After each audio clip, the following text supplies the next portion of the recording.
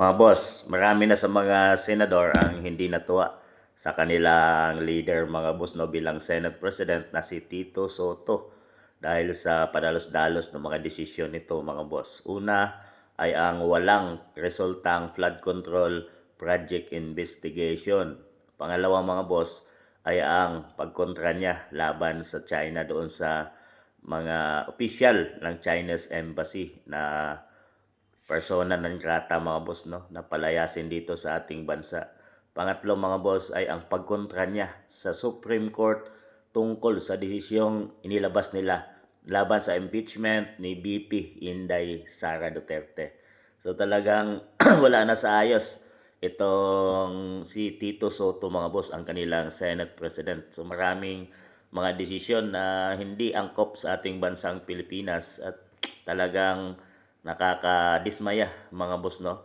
At umuugong na magkakaroon na ba tayo ng kauna-unahang babaeng Senate President. So we will have first Senate President soon. Mga boss, ito yung mga babae na ating mga senator mga boss. Nasdyan si Loren Legarda, si Villar, si Amy Marcos, yan si Pia Cayetano at si Risa Hontiveros mga boss.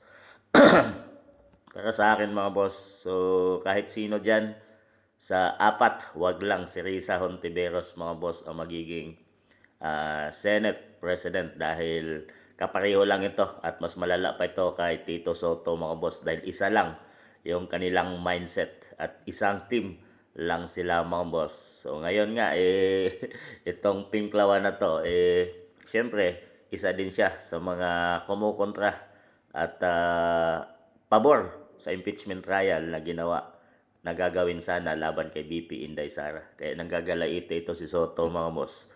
So talagang panahon na para palitan itong taong to mga boss dahil wala talaga tayo makikitang maganda at puro pabor sa administrasyon ang kanyang pamamahala ngayon mga boss. So sino sa inyo?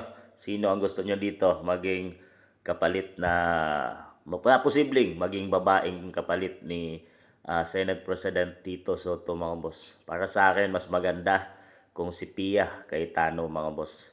Itong si Pia talagang abogada ito mga boss at medyo matagal na rin ito sa Senado at alam niya ang batas at talagang may panindigan din to, babae ito. Pwede rin si Amy Marcos, si Villar, baguhan pa lang sa Senado. At itong si Loren Legarda ay pwede rin maging Senate President. Huwag lang talaga si Risa Hontiveros. Sino ang napupusuan nyo kung papalitan si Tito Soto mga boss at posibleng magkakaroon na ba tayo ng babaeng Senate President na hindi pa nangyari sa kasaysayan ng Pilipinas? Sino sa inyo? Sino ang gusto nyo dyan mga boss?